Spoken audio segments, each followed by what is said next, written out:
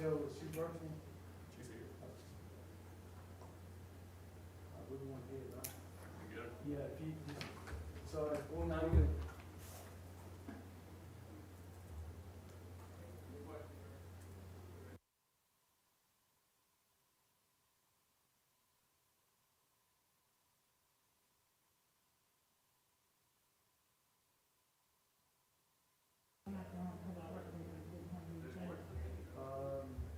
A week ago.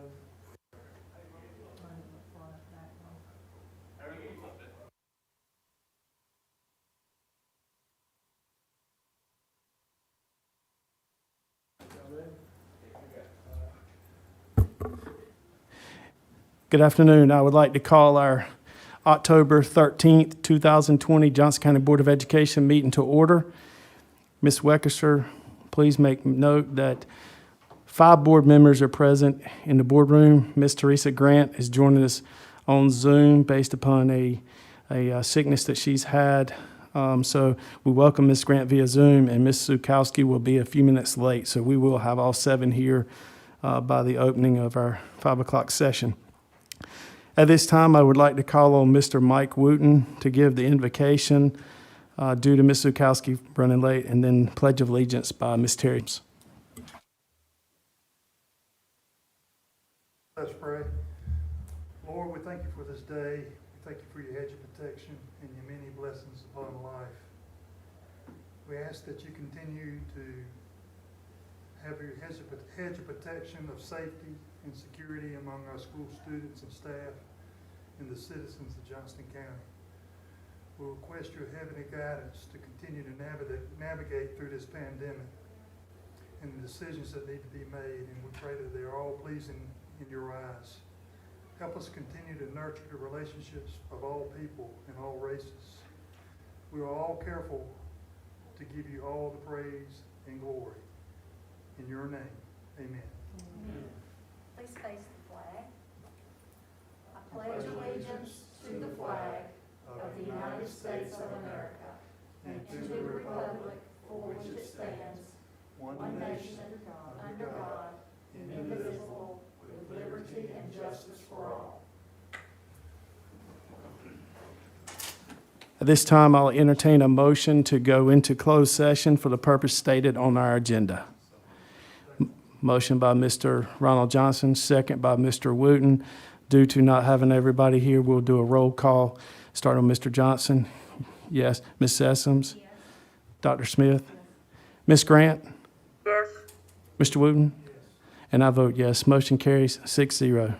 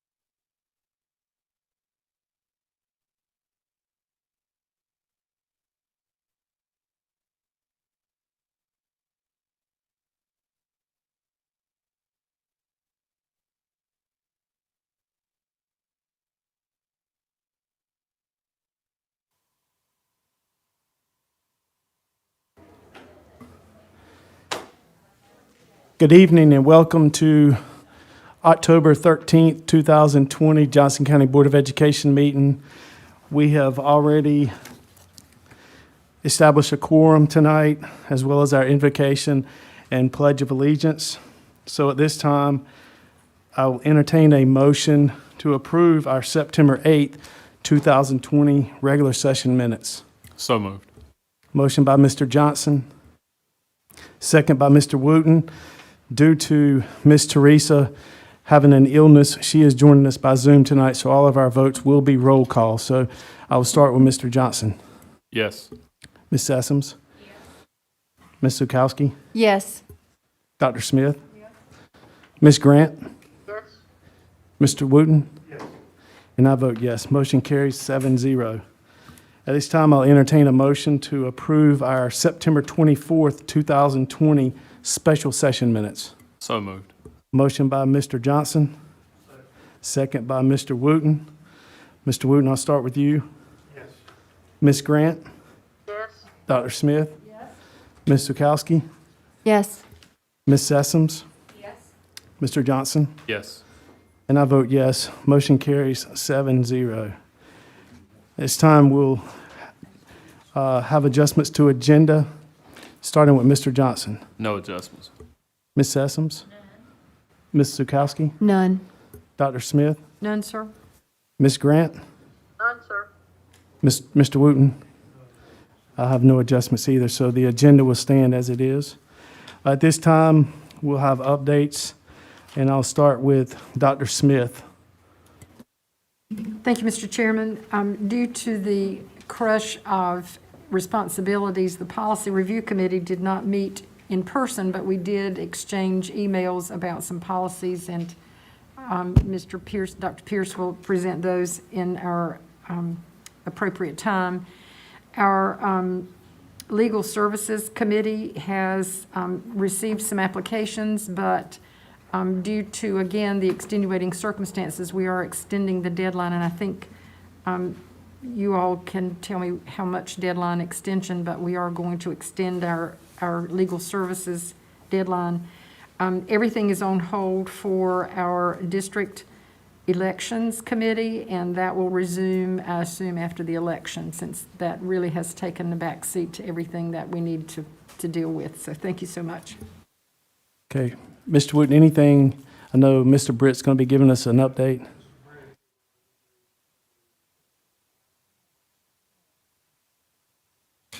Excuse me. Mr. Britt will give our financial update under 9E1. Okay. The only thing I have is tonight you'll see a lot of our board members wearing different face masks in support of the schools that have presented us face masks. So as the night goes on, you'll see different masks being changed out. So we just want to support all of our schools out there, but give a shout out to the ones who have given us face masks to wear in public as well. So I just would like to say thank you to the Legal Services Committee, the Finance Committee. I know you guys are still meeting. I think the last one was on Zoom with Mr. Britt, and like Mr. Wooten said, he'll be giving us the update later in the meeting. So thank y'all for all your hard work on a daily basis. At this time, I'll turn it over to Ms. Dolores Gill for some special recognitions.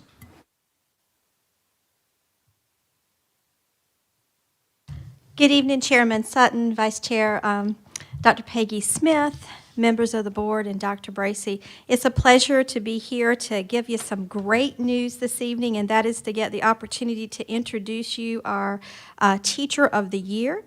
And I'm going to ask her to come in so that I can talk with you about her. She is a tremendous person, and she is going to be with her principal. She's here. All right. We're going to keep her socially distanced, Ms. Turner, for a little bit, and then she's going to talk to you and tell you some things about her best practice. So I'd like to present this for Dr. Michelle Casey, who's unable to be here this evening. And so these are her words that I'm presenting for her today. She headed up this process and was instrumental in it. I am ultimately humbled by the many roles and stakeholders that I serve in our district. One of the opportunities that I oversee is the district is collaborating and supporting our exemplary teachers and their best practices, along with the Triangle East Chamber of Commerce. I'm honored to present to you our Johnston County Public Schools 2020 Flame for Learning Teacher of the Year recipient, Miss Amanda Turner.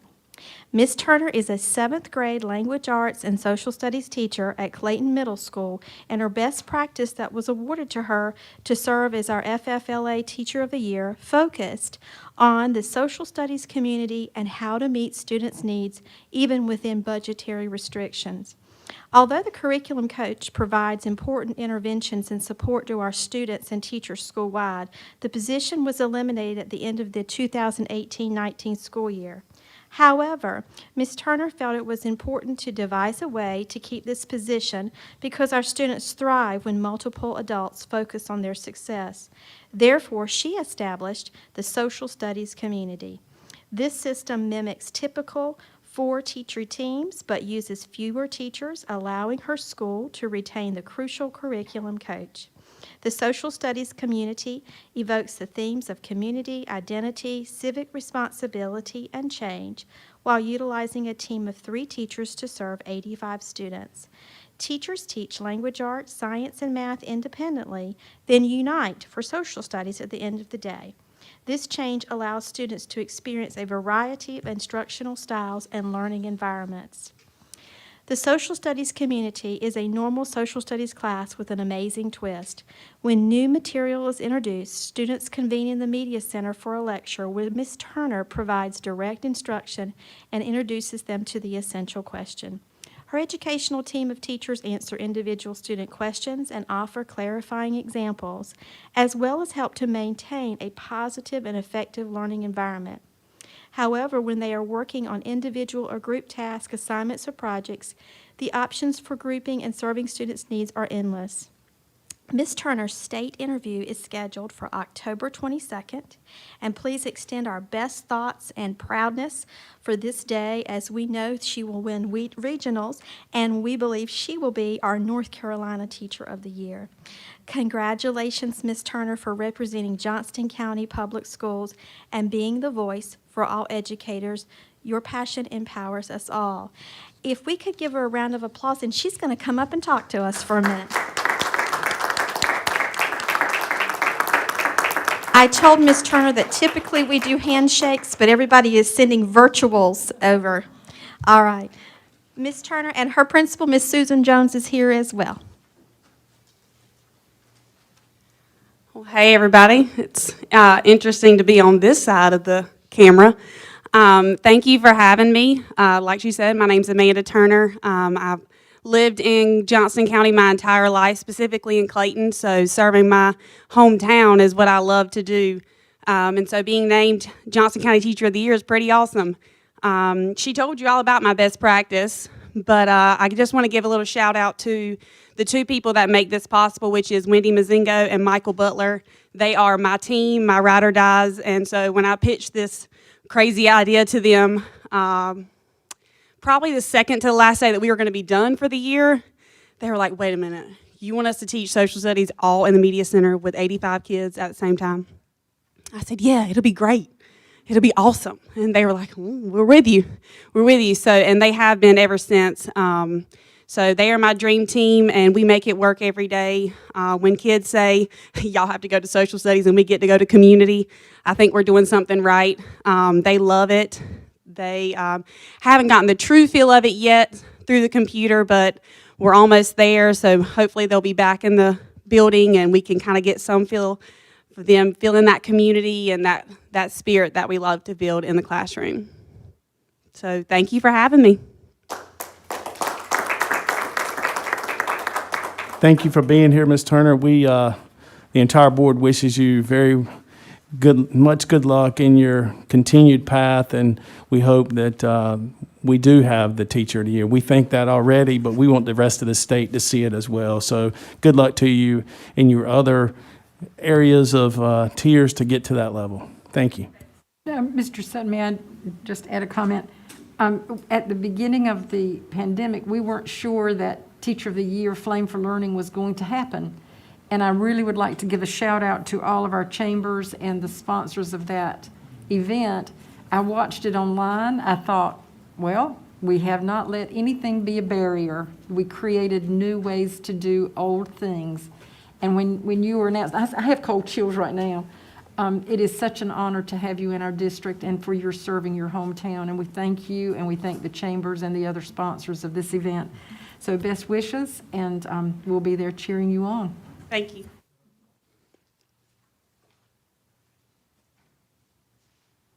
Thank you, Dr. Bracy. Thank you all. Thank you, Ms. Jones, as well, for being with us. At this time, I will call on Ms. Patty Whittington.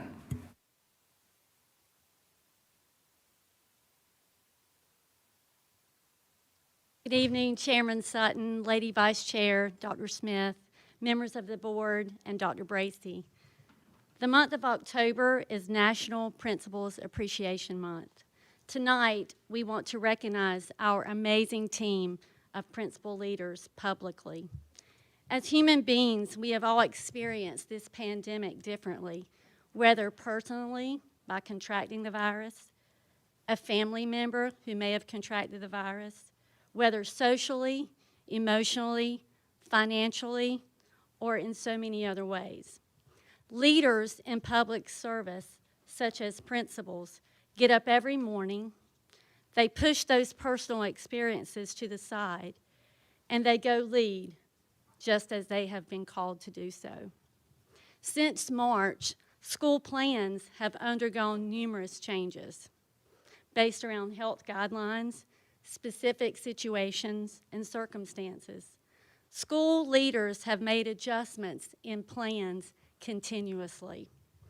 Over the past several Board of Education meetings, you have heard from all of our departments concerning the requirements for cleaning, PPE, building setup, safety protocols, transportation, staff concerns, staff accommodations, student cohort scheduling, instructional scheduling, virtual and face-to-face scheduling, and the monitoring of presumptive cases. It has been enormous. The implementation of all of that carries a heavy lift on the backs of our principal school building leaders.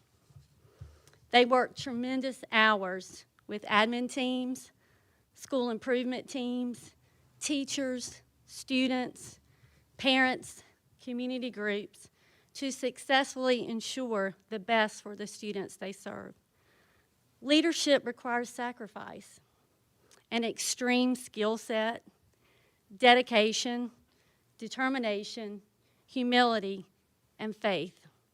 Our principals exhibit all these qualities and much more, and especially have done so during this pandemic. They are passionate leaders who have students at the heart of decision-making.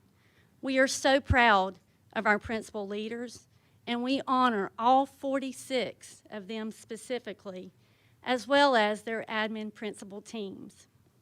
We could not run our school system without these amazing leaders. Archer Lodge Middle, Melissa Hubbard. Benson Elementary, Takisi Johnston. Benson Middle, Dr. Dana Jernigan. Choice Plus Academy, Alicia Hope. Clayton High School, Dr. Bennett Jones. Clayton Middle School, Susan Jones. Cleveland Elementary, Maureen Hanahue. Cleveland High School, Jenna Sauls-Hare. Cleveland Middle, Sarah Reynolds. Cooper Academy, James Stoke. Corinth Holders High School, Brian Johnson. Corinth Holders Elementary, Chad McLam. Dixon Road Elementary, Kenneth Bennett. East Clayton Elementary, Jamie Tyler. Four Oaks Elementary, Kathy Parrish. Four Oaks Middle, Anthony Whitaker. Glendale Kinley Elementary, Cole Yarborough. Innovation Academy at South Campus, Kelly Johnson. Johnston County Career and Technical Leadership Academy, Sheila Singleton. Johnston County Early College Academy, Robert Daniels. McGee's Crossroad Elementary, Stephanie Leonard. McGee's Crossroad Middle, Larkeisha Shepherd. Meadows School, Clint Eves. Micro Elementary, T.J. Parrish. North Johnston High School, Toll Avery. North Johnston Middle, Heather Anders. Pine Level Elementary, Alan Sasser. Polenta Elementary, Dr. Christina Benson. Powhatan Elementary, Dan Kerwin. Princeton Elementary, Melissa Hurst. Princeton Middle High, Jarvis Ellis. Riverdale Elementary, Chad Jewett. Riverwood Elementary, Lee White. Riverwood Middle, Sharon Bryant. Selma Elementary, Maritza Rosado. Selma Middle, Stephen Baker. Smithville Middle, LaShonda Faison. Smithville Selma High School, David Allen.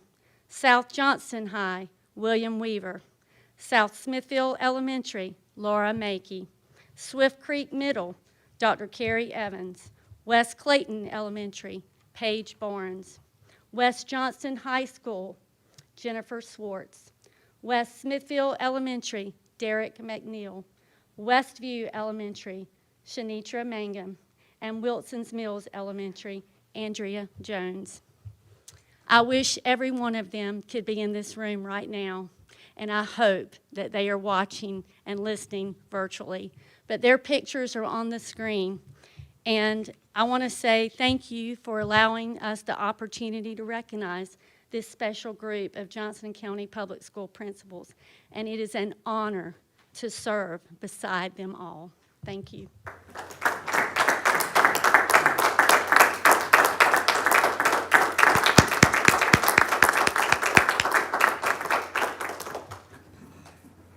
Thank you, Ms. Whittington. It's also an honor that we have special recognitions back in our boardroom. It's been a very long time and refreshing to have both our Flame for Learning winner as well as recognizing all of our principals and what they've done during this pandemic and prior to the pandemic. So we appreciate each and every one of them, what they do on a daily basis. And we look forward to many, many more recognitions coming in the future from our principals as well as our students as they get back in the classroom. And this is National Principals Week or month? It's week, isn't it? Month. And so it is appropriate, and we just all want to send our thanks and appreciation. It's never easy to be a principal, but I cannot imagine, having been there, what it is like. Dr. Pierce is nodding as well. This has been unprecedented times, and principals have turned on a dime to make it happen, and they've made it happen, and we appreciate it. At this time, we'll go through our advisory appointments, starting with Mr. Johnson. Yes, sir. Smithfield Middle School Principal LaShonda Faison is seeking new member appointments for Kevin Barnes and Pedro Masato for 3 years, filling vacant seats. Those terms would end June 2023. And the reappointment of Miss Betsy Stevens for 3 years, that term to also end in 2023. Also with Selma Elementary, the great principal, Miss Rosado, seeking reappointment for Roseanne Logan for 3 years. That term would end June 2023. Thank you, Mr. Johnson. We'll let that stand as our motion. Ms. Zukowski. Principal Lee White at Riverwood Elementary is looking to reappoint members Brandy Byers and Suzanne Morris for 3 years each, term to end June 2023. And Principal Miss Melissa Hubbard at Archers Lodge Middle School would like to appoint a new member, Sarah Salveski, for 3 years, filling a vacant seat with her term to end in June 2023. Thank you, and that will be our second as well. Mr. Wooten. Yes, Mr. Chairman, Principal Kelly Johnson at Innovation Academy request the reappointment of member Shaylee Sams for 3 years, term to end June 2023. And Miss Melissa Hurst at Princeton Elementary, the reappointment of members Holly Martin and Wayne Worley for 3 years each, term ending June 2023. and a new member appointment for Delfina Rosas for a 3-year term, filling the vacant seat of Mr. Kenny Woodard. And the term ends June 2023, and I'd like to thank Mr. Woodard for his long service of serving those schools in Princeton. Thank you. Thank you. Ms. Grant. Swift Creek Middle Principal Dr. Carrie Evans has 2 new member appointment recommendations.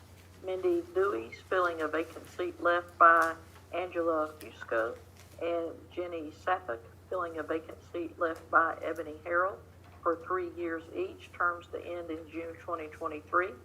She also has 1 reappointment of member Starla Nichols for 3 years, term to end in June 2023. Thank you, Ms. Grant. And micro elementary principal, Mr. TJ Parrish, would like to have new member appointments for Shane Stevens and Justin Rogerson for 3 years, each filling vacant seats, terms to end June 2023.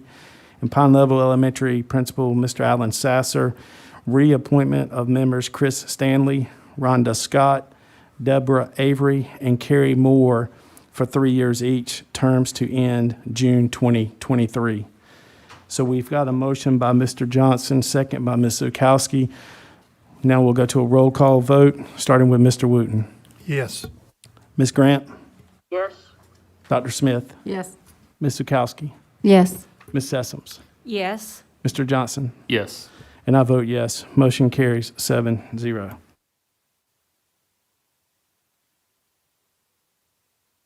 Would like to make a note that our public comment will be at 6 o'clock, so we will continue on with our agenda until that time. We'll probably break right at 5:55 to give time for the public comment. We will be having public comment in the boardroom tonight, so we'll get set up for that. So at this time, I'll turn it over to Dr. Bracy. Thank you, Mr. Chairman. Mr. Chairman, at this time, I ask that the board approve consent items 9A1A through 9A1H. I'll entertain a motion to approve the consent items. So moved. Motion by Mr. Johnson, Second. second by Ms. Sessoms, starting with Mr. Wooten. Yes. Ms. Grant? Ms. Grant? Yes. Sorry about that. Thank you. Dr. Smith? Yes. Ms. Zukowski? Yes. Ms. Sessoms? Yes. Mr. Johnson? Yes. And I vote yes. Motion carries 7-0. This time I'll call on Dr. Pierce.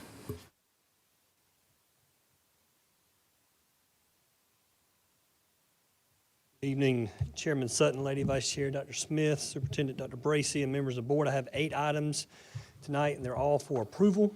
And so the first item up is Policy Code 4100, Exhibit 9A2. There have been no additional revisions since it was presented at last meeting and I present it for action. I entertain a motion for Policy 4100. So moved. Second. Motion by Mr. Johnson, second by Mr. Wooten, starting with Mr. Johnson. I vote yes. Ms. Sessoms? Yes. Ms. Zukowski? Yes. Dr. Smith? Yes. Ms. Grant? Yes. Mr. Wooten? Yes. And I vote yes. Motion carries 7-0. Our next policy is the Board Exhibit 9A3. Remember, most of these policies are being updated due to the Title IX regulations that had to be updated, and since it's been presented for information, no additional revisions have been made. And so Policy 1710, 4020, and 7230 is presented for approval. Is that 4020 or 4030? I just want to make sure it's not a typo. Should be 4030. Okay, I just want to make sure it wasn't a 4030, typo. So I entertain a motion for Policy 1710, 4030, and 7230. So moved. Second. Motion by Ms. Zukowski, second by Mr. Johnson, starting with Mr. Wooten. Yes. Ms. Grant? Yes. Dr. Smith? Yes. Ms. Zukowski? Yes. Ms. Sessoms? Yes. Mr. Johnson? Yes. I vote yes. Motion carries 7-0. All right, our next policy is Exhibit 9A5. Once again, policy 1730, 4022, and 7231. It's had no additional revisions since being presented for information, and so it's presented for approval. Okay, I entertain a motion for 1730, 4022, and 7231. So moved. Second. Motion by Ms. Sessoms, second by Mr. Wooten, starting with Mr. Johnston. Yes. Ms. Sessoms, Yes. Ms. Zukowski, Yes. Dr. Smith, Ms. Grant, Yes. Mr. Wooten. Yes. I vote yes. Motion carries 7-0.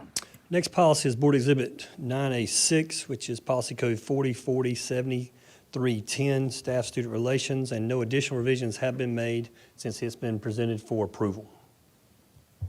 I'll entertain a motion for policy 4040 and 7310.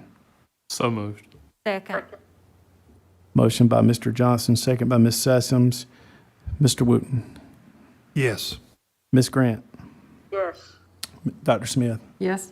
Ms. Zukowski, Yes. Ms. Sessoms, Yes. Mr. Johnson. Yes. I vote yes. Motion carries 7-0. Next, Board Exhibit 9A7, which is Policy Code 4700, and there have been no additional revisions since being presented for information. It is being presented for approval. Entertain a motion for policy 4700. So moved. Motion by Mr. Wooten, Second. second by Ms. Grant, starting with Mr. Johnson. Yes. Ms. Sessoms, Yes. Ms. Zukowski, Yes. Dr. Smith, Yes. Ms. Grant, Yes. Mr. Wooten. Yes. I vote yes. Motion carries 7-0. Next policy is Exhibit 9A8, and this is Policy Code 3450, Graduation Requirements. And there have been changes to this. They're going to be pretty complex. We continue to have to adjust the policy based on what the DPI tells us with our history credits. And so due to the COVID situation, they have moved that the ninth graders entering with a Future Ready core would be 2021, 22. And we also made some other technical revisions with dates throughout the policy. But other than those revisions, it is being presented for approval. Entertain a motion for policy 3450. So moved. Motion by Mr. Wooten, Second. second by Ms. Sessoms. Start with Mr. Johnson. Yes.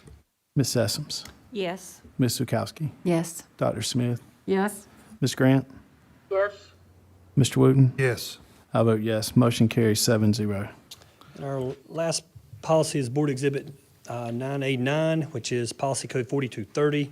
And there have been no additional revisions made since it's been presented for information, and so it is presented for approval. Entertain a motion for policy 4230. So moved. Motion by Mr. Johnson, Second. second by Ms. Grant, starting with Mr. Wooten. Yes. Ms. Grant, Yes. Dr. Smith, Yes. Ms. Zukowski, Yes. Ms. Sessoms, Yes. Mr. Johnson, Yes. and I vote yes. Motion carries 7-0. Dr. Pierce, I don't know, on my notes, did we miss policy 1720, 4030, and 7235? I think that's the one I misspoke on. Okay. Was that correct? Yes. Well, I thought we misspoke on the 1710, 40, the one right above it. I just want to make sure. Number 4.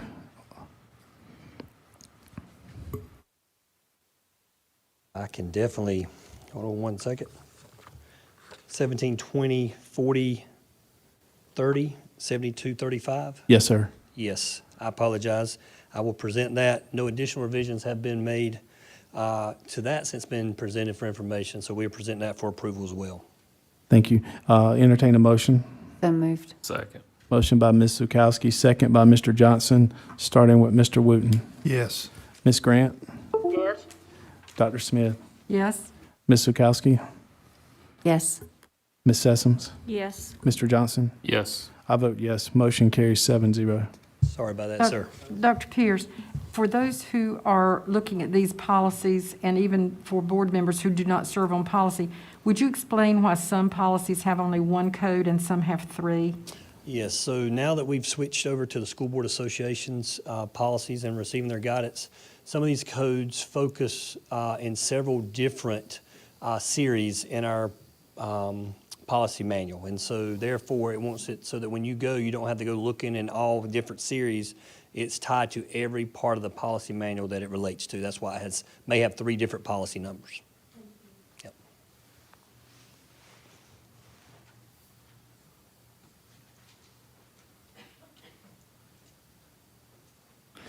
All right, we'll go to Dr. Coates. Dr. Coates, I hear is virtual. Are you with us, Dr. Coates? Yes, I had to unmute. I'm sorry. Thank you. Good evening, Chairman Sutton, Madam Vice Chair Dr. Smith, board members, and Dr. Bracy. This evening, I only have one item for you. If you would look at that 4-year graduation cohort data. Typically, this time of year, we have Ms. Stevenson present to you a full report of all of our assessment data from the previous year, but of course, because of COVID-19, we did not have any of those end-of-year assessments last year. So all we have for you tonight is this 4-year graduation rate. If you would just take a look at that. Of course, the 4-year graduation cohort rate is the percentage of students who entered high school as freshmen in the 9th grade and graduated within 4 years. And you can see the comparison there between 2019 and 2020 for each of our schools, and as well as the state graduation rate. And then at the bottom of that chart, there is a visual comparison where Johnston County Public Schools cohort rate is compared with the state, and you can see the trend along those 2 areas. It's a very simple report. Are there any questions about it?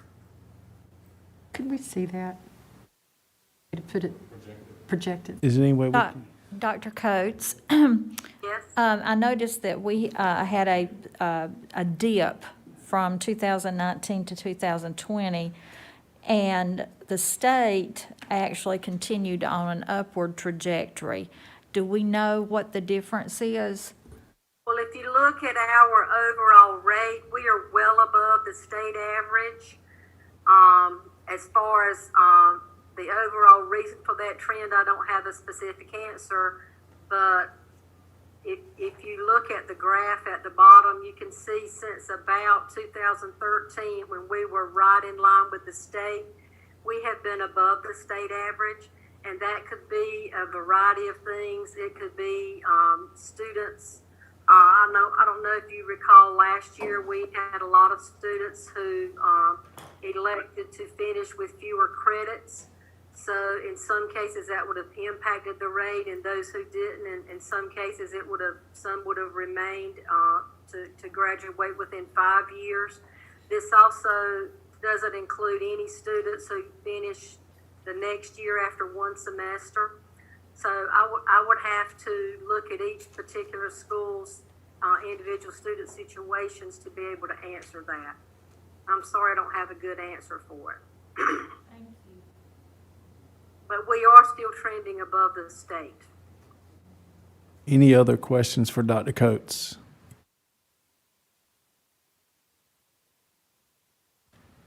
Thank you, Dr. Coates. Thank you. I'll turn it over to Ms. Gill and her team. Good evening again. I'm always excited to be with you to talk about our new school that's coming about. So we have an item related to the new school opening, but I do have 2 overall items for you this evening, and both of these items do require action. The first item is related to the boundary lines approval for the new Thanksgiving Elementary area school. As you recall, Johnston County Public Schools will be opening a new elementary school in the coming fall. The school opening has required us to redevelop the attendance boundaries, and you have seen 2 months' worth of proposals regarding the elementary boundaries as well as the middle school boundary lines that were presented in 2 sessions. The development of the assignment boundaries also require the input from parents and communities in those affected schools. And during the course of our discussions, we presented 2 elementary scenarios and 1 middle school scenario for your review. And we have included in your packet the same presentation that we presented last month. The reason I bring that before you is the 2 actions that I need to have us take a look at this evening is the action to approve the elementary boundaries and then another action for the middle school boundaries.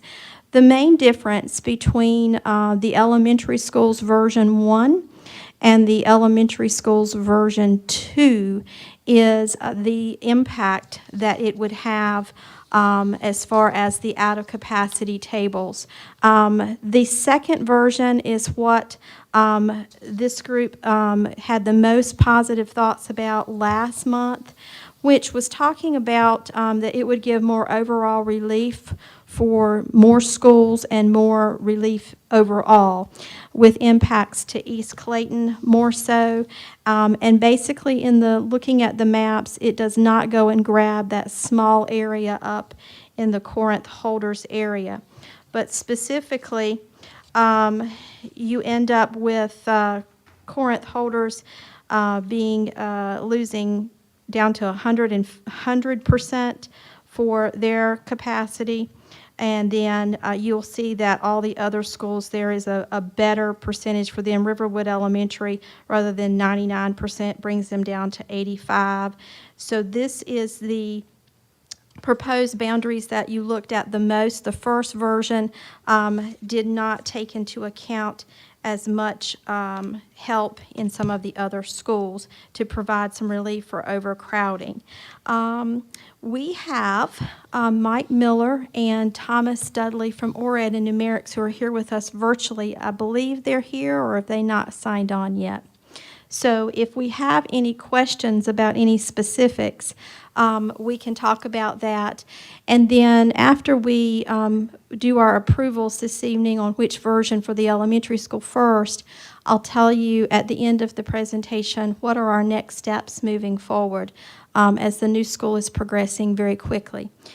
So I'd like to propose this, the version option 2 as an action item for our boundaries for the elementary school at the Thanksgiving area, and I bring that before you, Chairman Sutton. Thank you, Ms. Gill. We have a recommendation to go with version 2 for our elementary school. So I'll entertain a motion for that. So moved. Second. Motion by Ms. Grant, second by Mr. Johnston. Any questions or comments? So, Ms. Gill, you are recommending version 2, Yes. as I understand it. Yes. Can you restate your reasoning for recommending version 2, Cliff Notes? The Cliff Notes version is it will give a greater relief of overcrowding for all of the schools, and it compacts the area for the school that we're going to be opening. You're not going to be using that little section up at the top in version 1, which splinters out some of those parents. If we go back to version, look at that, version 2 right there, and then flip back to version 1. See that little pocket up there? It doesn't involve that, and that's a small number of students, and they would be able to remain where they are. And I know this is a concern of some of my colleagues as they brought it up the last time. Any diversity statistics you can present us with the impact this will have on our Selma E. Smithfield feeder patterns? Right. Mr. Miller, are you on the line? Because I think you included a paper copy of a report about that last time. Do you have a recap on that, just to make sure that all of our constituents who are listening and Mr. Johnston's question is answered? Yeah, I look forward in the. line. Can you repeat the question, please? Yes, we just wanted to assure that attention had been taken to the diversity, and I wanted to go back and review the paper copy that you gave as far as your work related to looking at those numbers for the new elementary school. That's correct. We forwarded a copy of estimated minority percentage to each of the school upon movement for each of these scenarios. Is there a specific question about the numbers, or?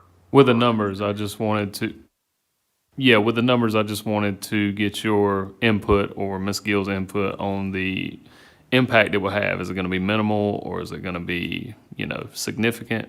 Because while I was looking at it, it appears to be somewhat minimal. I'm pulling it up right now, sir. I'm sorry I didn't bring that packet from last month. I need it. I don't have it.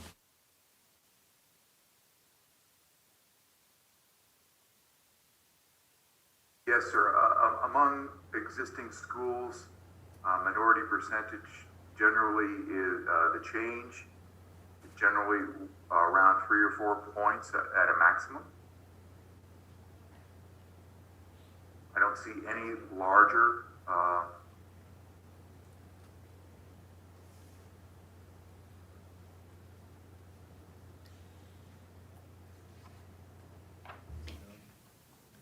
yeah, so yes, it's generally around there, sir. When you say points, are you referring to percentage points? Yes, percentage point. Okay. So the maximum differential is 3 or 4 percentage points among the two versions, correct? Correct. You could see him from there, couldn't you? Again, this data is connected to the geocode that we used, so it's measured by student residents. So there is some question about the students that transfer in that may not live in the base. So that there's always some flexibility or fuzziness in those numbers. Thank you. Any other questions? Do the numbers take into account grandfathering of our 5th graders? We have done that as a tradition. Yes, and that was part of our next steps conversation. We have no way of determining yet until we do that in the February-March timeframe, how many would take the option of our grandfathering for our rising 4th graders. So that may have some bearing upon what the final overall impact is going to be on that new elementary school. No further questions. I'll start with Mr. Wooten. Yes. Ms. Grant, Yes. Dr. Smith, Yes. Ms. Zukowski, Yes. Ms. Sessoms, Yes. Mr. Johnston. Yes. I vote yes. Motion carries 7-0. Before I move on to the middle school, I do want to give you some next steps about what happens from here. We had a meeting with the transportation department. We have Miss Annie Fullwood who works with us to work with the GIS data. She will now begin working very closely with Mr. Miller, Mr. Dudley, and his team to bring this down to the street student subdivision level. There still may be very small tweaks in this. If something that they have not seen, it would be very minimal, whether or not it divides a subdivision or a street or some very small effect, which is typically what we have always done when we get it down to the street and student level.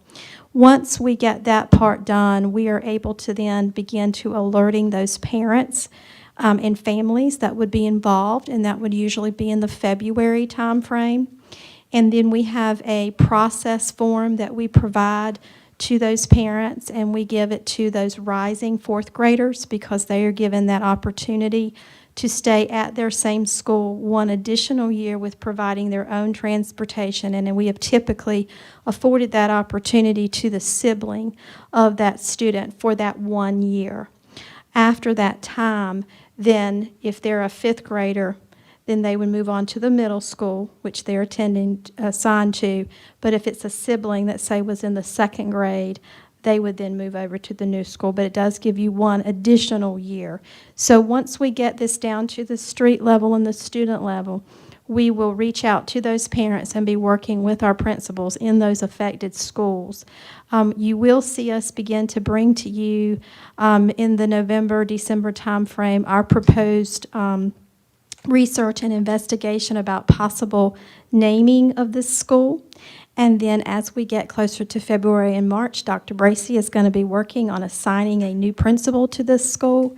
And we certainly can ask, we've got Mr. Moore here, he's going to come up next and help me with another issue, but We took a tour of the school just this week, and it is already starting to be framed in, and things are moving extremely fast. We have the color schemes. We are ready to go, and we are certainly open to visits. If you would like to come by, we will put you on the gator like he drove Miss Daisy around last week, and let you get to see a little bit of what we are so very proud of in Johnston County, and that is our USA Model School Plan, our attention to building economical schools that work and that can stay maintained over the course of many, many years. As I've said before, you cannot tell the difference in age between Glendale Kinley, which was our first model school, to Swift Creek, which is the last one we built.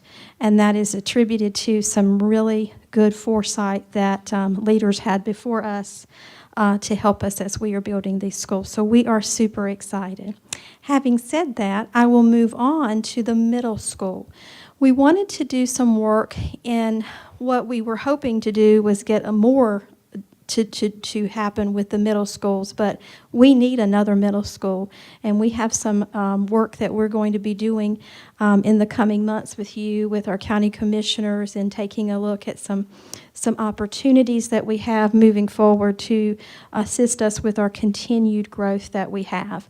But in the middle school, the boundary lines that you see here is providing some relief mainly to Riverwood Middle School and filling some seats in Clayton Middle School.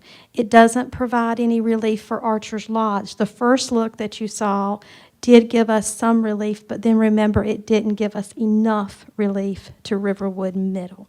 So the one you see before you right now does provide that assistance for Riverwood Middle School, bringing it down to 102%. Before, remember, it was at 109 or 107. So and then of course, when you look at this, you're able to see we have mobile units on the ground, and you're able to see what the utilization is when we have the mobile units on the ground. But of course, you know our goal is to get the 200 mobile units off of our sites. What will that take? That will continue to take the building of 4 more schools, as we've talked about. And that is not to get us ahead of the game. That's just to get us on even, where we are not maintaining already bought mobile units or having to lease and stay in a lease agreement working with the existing mobile units. So I present to you the proposed attendance boundaries for the middle school, and I present that to you, Chairman Sutton, for the board's approval this evening. I'll entertain a motion for the middle school boundaries that are presented to us tonight. So moved. Second. Motion by Mr. Johnson, second by Mr. Wooten. I'll start with Mr. Wooten. Yes. Ms. Grant? Yes. Dr. Smith? Yes. Ms. Zukowski? Yes. Ms. Sessoms? Yes. Mr. Johnson? Yes. I vote yes. Motion carries 7-0. And again, with this process, we will work with the middle schools that are involved and do the same exact process we talked about before when we were discussing the elementary, as far as getting that down to street level and making sure that all of our parents are aware of all of this and work through these pieces together. If there are no other questions related to our boundary line discussion, I'd like to move to Board Exhibit 9C2, which is our Westview Elementary DOT project.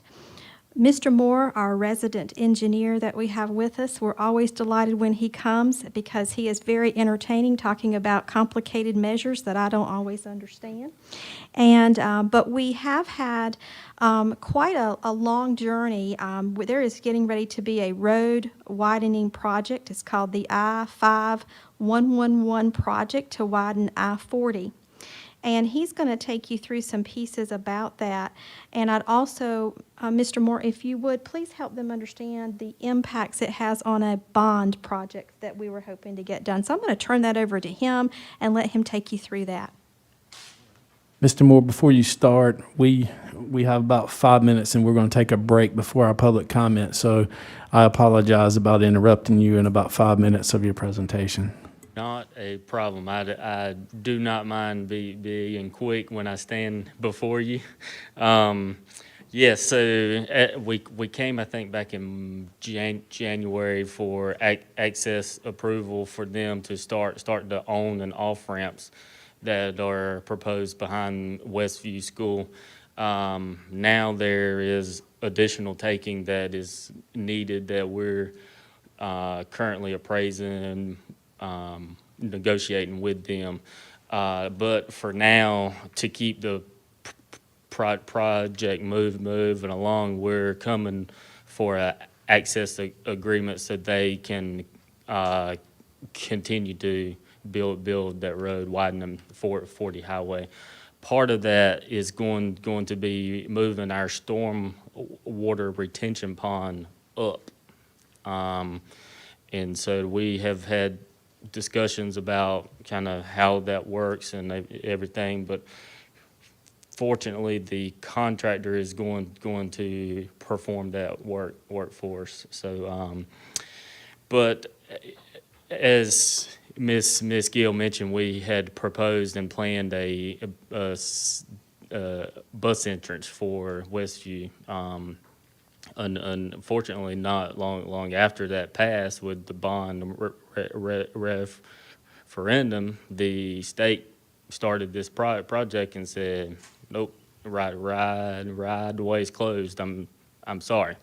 So we went back to the drawing board, and we're still gonna make that happen, but it's going to be at the current entrance to Westview, just widen out and add a dedicated bus entrance lane. So therefore, carpool is separated from the bus and everything flows freely. So that is all part of that project. We're all kind of working out that designs and funding and all. So, but that is part of the plan.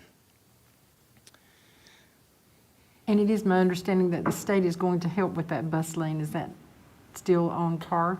Of course, yes, ma'am, because buses are state funded. So that is one thing similar to what they've helped us at other schools with our bus access and stuff.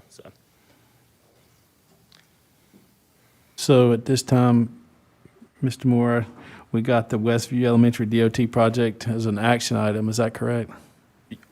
Yes, sir, and due to the construction of the storm water pond, there's actually there's two agreements. One's an access and one's a construction agreement, and they're both in your board packs.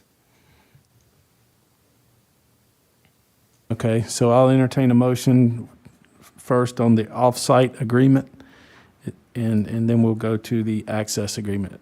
Okay. So I'll entertain a motion. So moved. Motion by Ms. Grant, Second. second by Mr. Johnston. Mr. Wooten. Yes. Ms. Grant, Yes. Dr. Smith, Yes. Ms. Zukowski, Yes. Ms. Sessoms, Yes. Mr. Johnson. Yes. I vote yes. Motion carries 7-0. This time I'll entertain a motion for the access agreement. So moved. Motion by Mr. Wooten, Second. second by Ms. Grant. I'll start with Mr. Johnson. Yes. Ms. Sessoms, Yes. Ms. Zukowski, Yes. Dr. Smith, Yes. Ms. Grant, Yes. Mr. Wooten. Yes. I vote yes. Motion carries 7-0. Thank you, Mr. Moore. Thank you, Ms. Gill. At this time, we will take a short break until our public comment at 6 o'clock.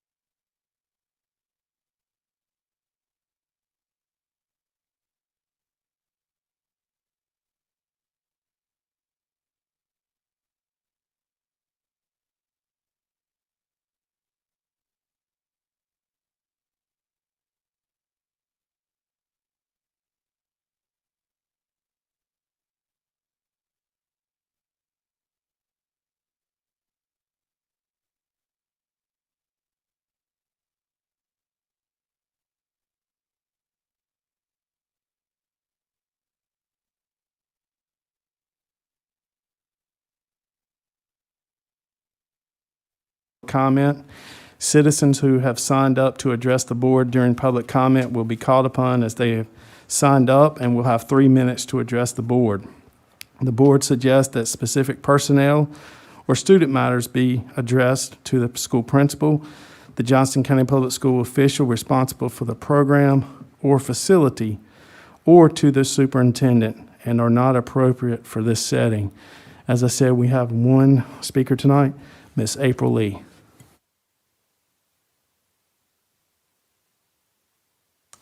Good evening, Chairman Sutton, Madam Vice Chair Smith, Dr. Bracy, and members of the board. I'm April Lee. I'm a parent, teacher, and native of Johnston County. I'm also a public education advocate, serving as the president of Johnston County Association of Educators and on NCAE's board of directors. Let me make this clear. I love Johnston County. It is my home. I love our district. The talented and caring teachers and staff who came before me are responsible for my K-12 education. They taught me well, and here I am today because of them before you as a teacher leader. So I will use my voice to voice concerns of many teachers and staff from our district. We do not feel safe. The memo that addresses 3 feet of distance versus 6 feet of distance, of course qualified with where feasible, is a huge concern, particularly in our middle and high schools, where we will be on Plan B, and our students carry and spread this virus like adults.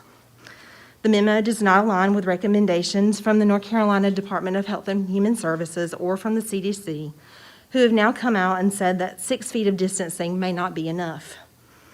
The updated COVID dashboard, which I see has made changes since I wrote this, provided some amount of transparency, but also plays a numbers game and gave very little data involving students quarantining due to exposure or grade band specific data, which it now I see does.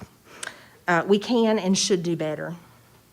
Suggesting 2-minute mask breaks inside classrooms is frightening. I encourage you to read Wake County's mask guidelines.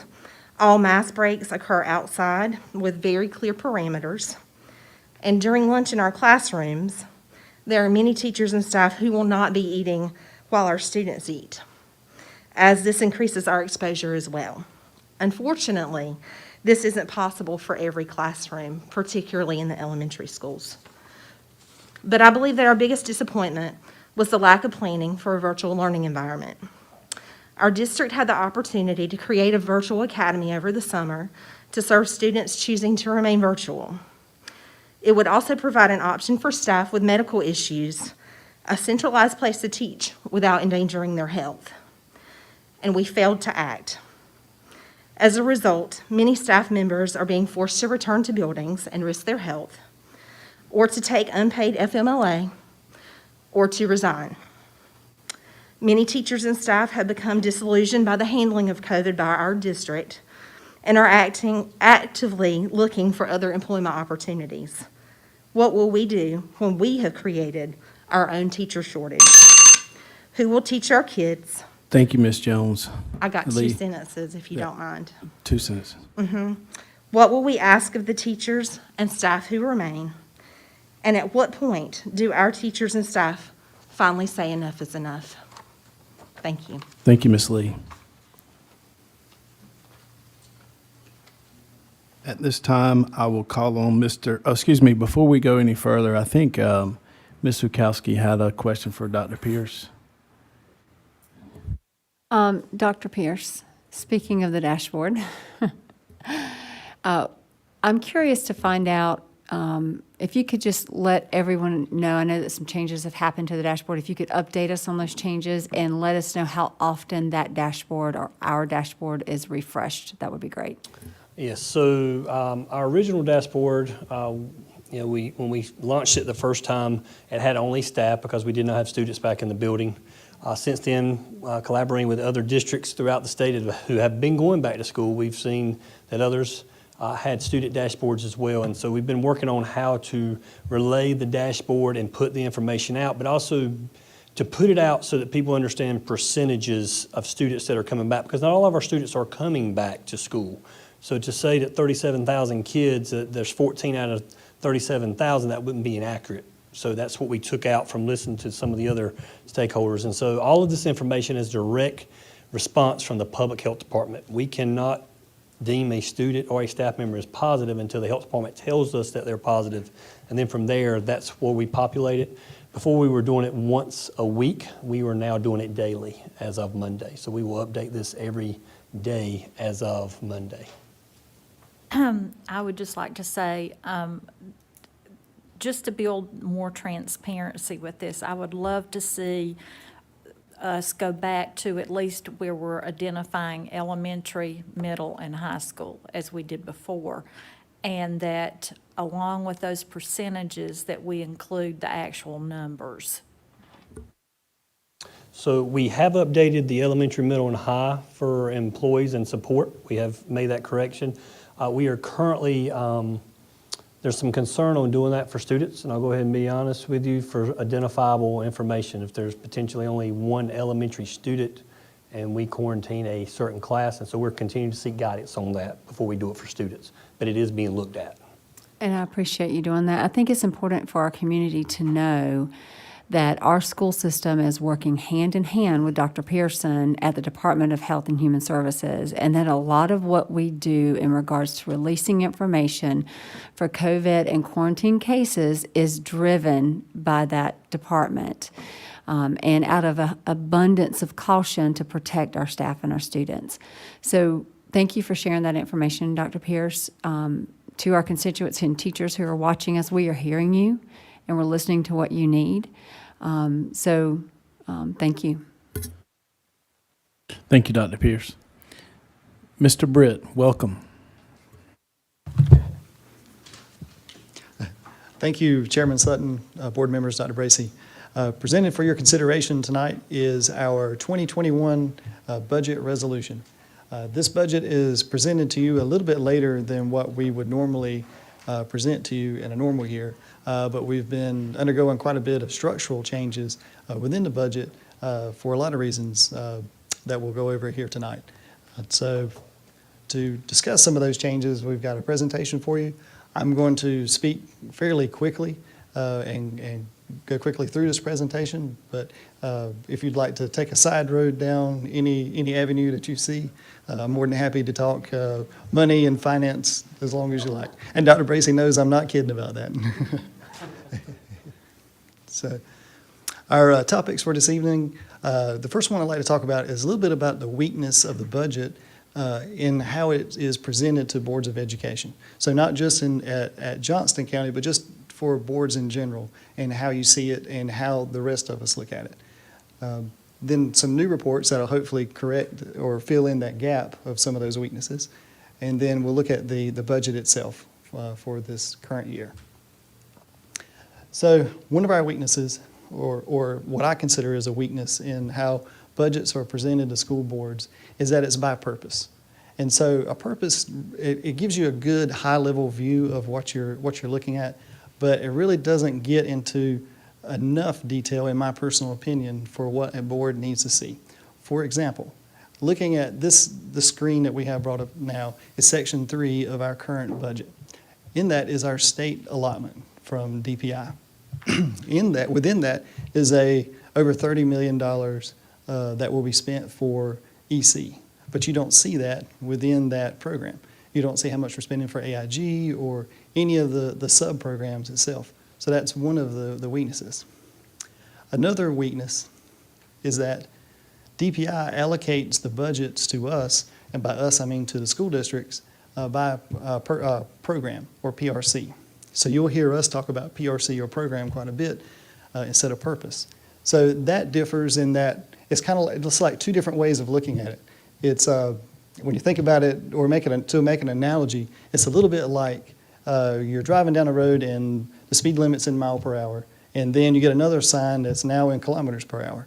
And so it's the same, you may have the same speed limit, but it's looking at it in two different ways. And so DPI and the state allocates the funds to us by program or by PRC, but when we present it to the board, we have to convert that information into a different metric. We convert it from miles per hour to kilometers per hour. And it's not that that's wrong, it's just when the rest of us, and by the rest of us, I mean those of us that work in the school district, we have to think about, okay, that's 100 kilometers per hour, so that means it is, 62 miles per hour. And so one thing that we'd like to provide are reports that help explain and get us all on the same language so that we're all looking at it in miles per hour. And so with that, there's some new monthly reports that you will have each month when we present the budget for your consideration. The first one is a description of the programs or program report codes that you will be looking at each month. The next one is our year-to-date expenditures and budget. That's my favorite one. And we have our amendment comparison report. And then finally, the general fund cash flow report. So just to look real quickly at some of these reports, our PRC descriptions, this converts our budget into plain language.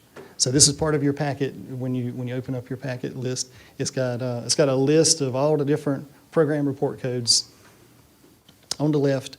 Then you have your description, and then in plain English, what it is that we are doing with those funds. So like if you look at the very first one, our 001 state teacher allotment. And so that is in plain English that we use that to pay for teachers. And I love the fact that you put who is responsible for the budget. Thank you so much Yes. for that. And that's the next one to the right. So the budget manager will tell you who do you need to talk to. You can always talk to me. You can always talk to Tabitha Lee in my department, or you can go straight to the budget manager themselves, so to go to the expert. So that kind of sets up the stage for my favorite report. And this is the one that I look at daily. One of the first things I do when I come in every morning is I pull up this report. So this is automatically generated in our accounting system, and it tells me by line item or by program, how are we doing? So you've got the program on the left, you've got the quick description of what it is we're spending, and then you've got our budget, what we've spent so far to date, the purchase orders that we've keyed. So that's money that we've encumbered, but we haven't written a check for. And then you got our escrow. Our escrow is our payroll that would be for, that's 10-month employees that elect to be paid over a 12-month period. So that's how much we're holding of their money that needs to be paid so far this year. And then, of course, the balance with the amount spent. So another thing we've done is we've created, on the local side, a lot more PRCs, and we've created new buckets. You can think of a PRC as a bucket of where we are putting expenses and funds into. And then those get delegated to department heads. And so they have to defend their budget, and they have to present recommendations to Dr. Bracey for either expanding that budget or why it's not trending the way it should. So this is the one report that I've got pulled up on my computer all day long and refresh it as we go. And this will give you a good idea of where we are at any given point in time. So every month, you'll be able to look at this report and say, okay, how are we doing this month? Where are we standing? Now, Stephen, yes, sir. Can you go ahead and explain the red and the numbers in Yes. bracket? Yes. So the rest of the board members understand. Absolutely. So you'll see a couple of red numbers, especially if you look at your state side and your federal, you'll see to be determined, or TBD on there. And so that is, we're still waiting on an allocation from the state. We have expenditures in that PRC. We know the funding is coming for it. We just don't have that allocation yet. Or it could be a case where, like in textbooks, where we transfer from one PRC to another to spend out of there. So we're waiting on DPI to finish that allocation. DPI will send us that allocation once we get our charter school adjustment. So each year, DPI updates our funding based on the number of charter school students. So we have a reversion during the year that we're expecting that will pull away. And once that kicks in, then we'll usually get the rest of our funding after that. So for the benefit of the community, what's in red right now that we're waiting from DPI, we already know how much money we're getting from DPI. We're just waiting for them to put it in the checking account. That's correct. There's a couple of ways we could budget this. We could put in what we call our planning allotment. So DPI gives us a planning documents every spring that we base our decisions on. and then we get our official budget later in the year. Sometimes it's as late as October or even December before we get a final budget. First of all, I just want to thank you for your passion on this topic. It's not always the most popular thing, but it's what makes our world run. So thank you for your passion. And explain to the folks who are viewing about transferring funds, because the state is very specific about what you can and cannot transfer. They absolutely are. Our budget is extremely restricted and heavily regulated by the state. The higher the level of funding that we have, the more restricted and regulated it is, with federal being the most regulated and restricted, followed by state, and then the most relaxed would be county funding. And so for your state, you are allowed within certain guidelines to transfer money into areas where it makes more sense for that district. For example, we have at Johnston County Schools, we have Restart Schools. And so that is an initiative by the state that allows more funding flexibility for for those schools. I think there's 6 total here in our school district that has extra flexibility. And so what we do is we will transfer funds out of some of our other PRCs and into that 037 to give those schools less restrictions, more charter-like freedom than what is normally allowed. And that restrictions are not our restrictions. We're not the ones regulating and saying that schools can't spend as they feel that they need. That's regulated by the state. And so that's one of the reasons where we transfer. So.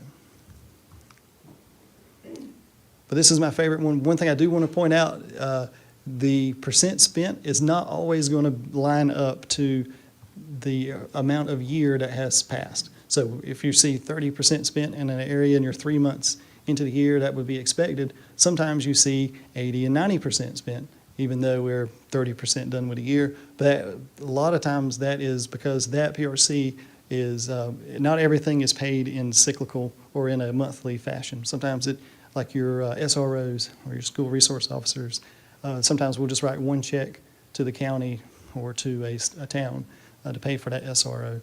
And we try to do purchase orders to estimate what our expenses are going to be for the year. So whenever possible, we go ahead and estimate, like for our exceptional children contracts. As soon as we have that contract signed and in place, the next thing we do is a purchase order to encumber that entire amount. And what that does for us is it takes it out of the picture. It says you can no longer spend that money. So now if we trend salaries, we can see if we're going to be over budget during that year as new expenses pop up. So just because you see a red, it's not necessarily bad out there. But in summary, I know we speak in our committee meeting, if you see anything in the red, you anticipate it going to the black. Right. You don't foresee any problems, if you don't mind relaying that to the folks at home. No problems, not by any PRC or in total. This year is going to be extremely volatile. There's going to be a lot of swings as far as what we need to provide for our students. We need improved cleaning. We're going to need more supplies. We're going to need more PPE for our staff. There's going to be a lot of spending that we're not even sure what we're going to need yet. So we have a pretty good idea, but this budget that we've built, we have based it on worst case scenarios in every situation that we can. And so unless we are surprised, I don't foresee any red this year. I don't see any negative budgets at this point. Does the Stephen Britt see any section in these program codes that may take a bigger hit than any other one? Are you concerned about any section of the? Well, some of our toughest budgets will be, like we've talked about before, is going to be EC. That's going to be one of our big challenges. Pre-K is another challenge on there. So there are some budgets that are challenged and that we'll have to supplement with other funds. But when you look at it in total, we're going to be just fine, unless something just completely, out of left field hits us that we just can't predict or plan for. Well, if something comes out of left field, it will happen in JoCo. You can rest assured of that. But what we're walking away at the end of the school year, projection-wise, and I may be cutting you off from your entire presentation, but surplus, what do you foresee us, and you said there'll be a lot of swings, worst case scenario, financially, what are we coming out with as far as a surplus? So we finished 2020, which our fiscal year that ended in June 30th. We finished with $9.8 million of fund balance. So for those at home, fund balance is kind of like the money left over that you have. You've paid all your bills. That's what you have left over in your savings account. And it seems like quite a large number, and it is a large number, but it's also a very small percentage of our total budget. Our total budget that's presented to you tonight is $396 million, I think it is, dollars. So when you think about that, like what a 1% variation in that total budget would mean, so that's what a $3 million difference in just a 1%. So if we bring you this budget and we're 99% accurate in what we've projected in our cost, we still could have a variation of $3 million, even being 99% accurate. And that's 99% accurate. And this year, that's going to be very, very difficult to be 99% accurate. Right, but we're mainly focused on, and I could be wrong, and I know you'll correct me, but we're focused on the local budget when we're looking at that swing. Is that correct? They all come together. So what you can ignore, well, not really ignore, but you can kind of take out of that picture, I think, what you're getting to is the capital outlay side. That's your bond money, which is, I think, $40 million is what we have budgeted there. So, but what we need to look at together is what we consider our operating budget, our true operating budget, which is your funds 1, 2, and 3. So that's your state funds, your local funds, and your federal. Those three together come together to pay for our operating expenses. How do we keep the lights on? How do we keep our teachers paid? How do we keep the bus running? That's where those funds come from, and that's how they come together. So when we look at our budget, we start with state, and then we figure out how we're going to spend that first, and then federal, and then we leave all the rest in local. Is how that flow comes about. So with everything coming together, I do not see us being less than $9.8 million available fund balance at the end of this year. So you've built the budget with the expectations of not having to pull from the 9.8 million in fund balance for the rest of the year, pending nothing drastic. That's right. Find some wood to knock on here. Right. So, yeah, barring anything drastic, I don't see us spending any of that 9.8 million. Mr. Britt, I know we talk about the 9.8 million, and correct me if I'm wrong on how we got, because people at home saying, wow, y'all had 9.8 million left over, your budget could have been a lot less.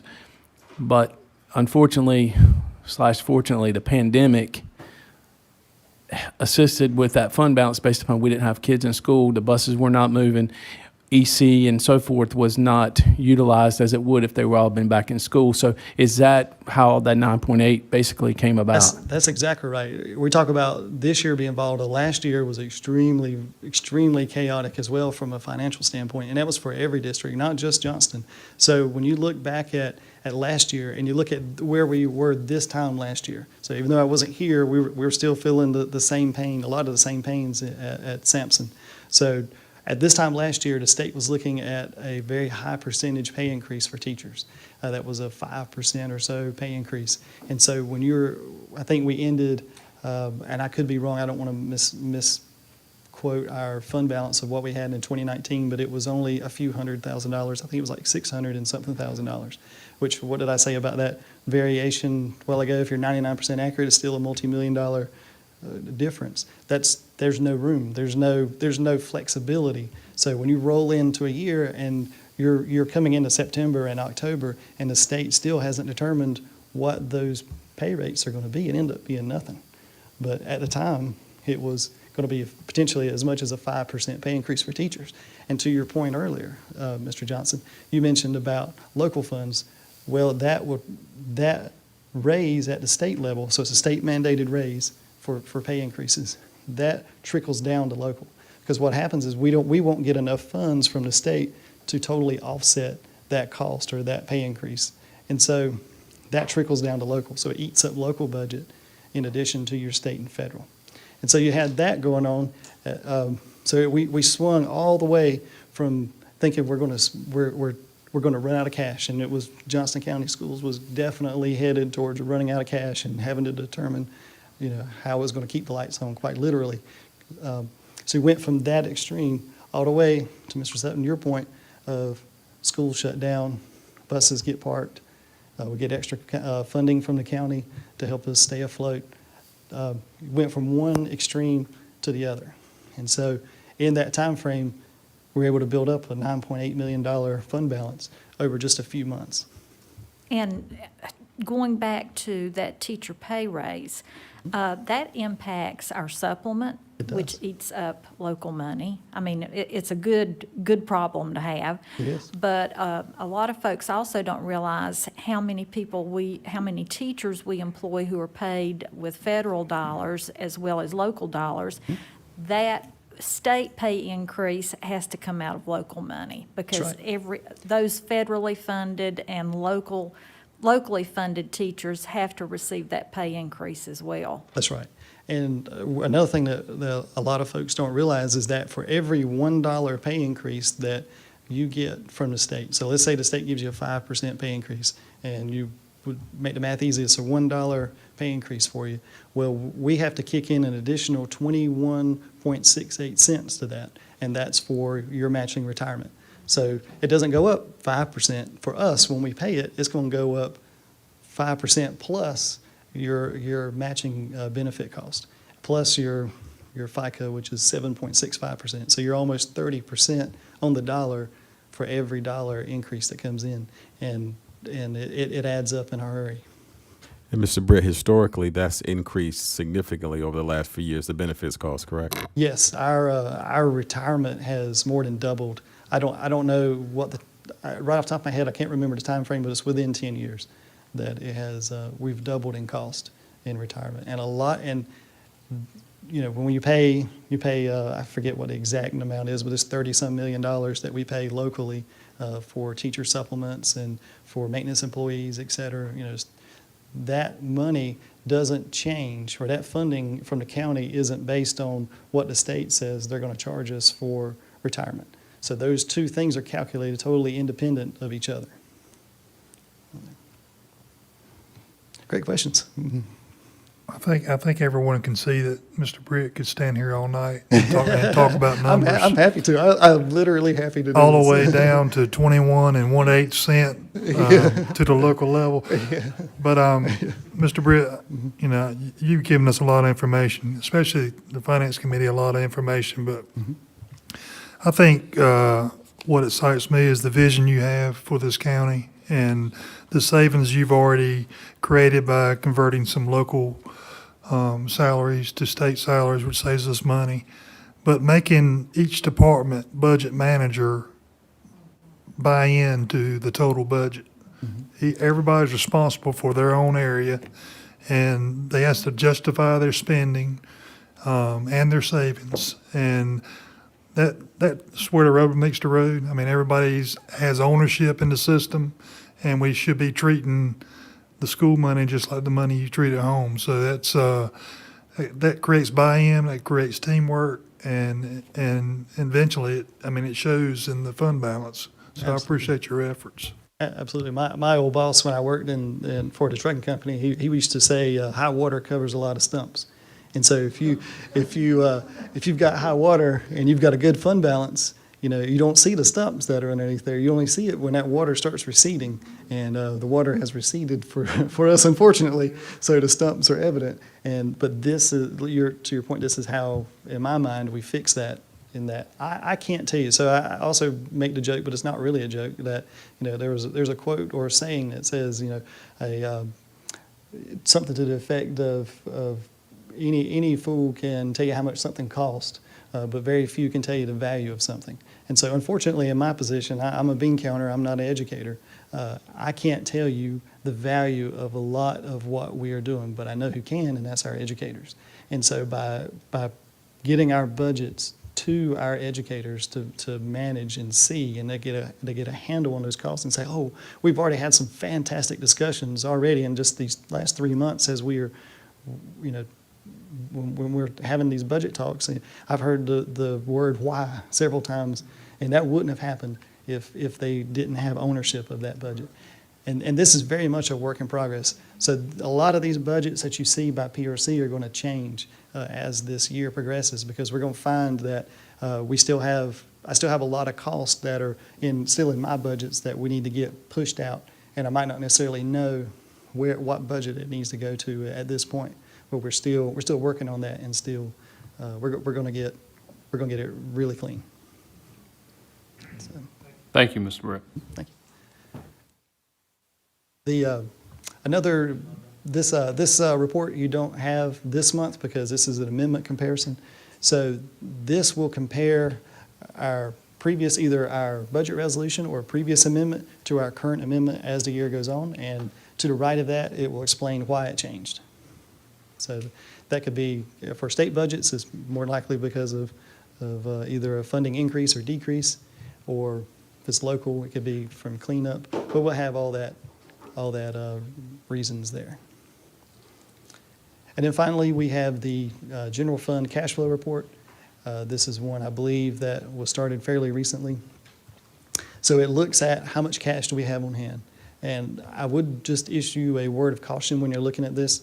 When you look down at the bottom and you see the total cash that we have on hand, that does not represent fund balance. So that does not take into account our liabilities that we have accrued, but we haven't paid yet. So 99% of the time, that cash that you see down at the very bottom is going to be higher than what we actually have for fund balance. Because in that, let's see, I think it's 14 million that we had for August. In that is a lot of uncashed checks that we have written that haven't come out of the bank yet. There's a lot of stuff that's not calculated in that number, especially that escrow piece that we just talked about earlier. It's still a good metric. It still will give you a good idea of where we are for cash. But again, I don't see any issue with cash this year. And we talked about it being restructured, still a work in progress. Includes all bond projects. And I have attached all the budgets for you to review. Just one more thing. That's we have a lot more information, and we are building the finance website. If you really want to dig in and see how we compare to other districts, we have that information on our website, or in the process of getting that information out there. So if you want to see how we compare, how does our funding per student compare, how does our spending per student compare, how do we spend in certain areas, you can go to our website and get all the data and information and links to DPI data in fact, that's being pulled up on the screen for you now. There. So. Any other questions for Mr. Britt? A lot of great information that's not included on page 13 as I asked questions in the past. So I appreciate you really being very detailed with all of the information that we've got in front of us, and thank you for what you're doing to make it even more detailed in the future. Absolutely. Thank you. Mm-hmm. Thank you. Yes. This is an action item as well for the 2020-2021 budget resolutions, as well as our capital outlay, right? That's correct. So I'll entertain a motion. So moved. Second. Motion by Mr. Johnston, second by Mr. Wooten. Do a roll call, starting with Mr. Johnston. Yes. Ms. Sessoms. Yes. Ms. Zukowski. Yes. Dr. Smith. Yes? Ms. Grant. Yes. Mr. Wooten. Yes. I vote yes. Motion carries 7-0. Thank you, Mr. Britt. Thank you.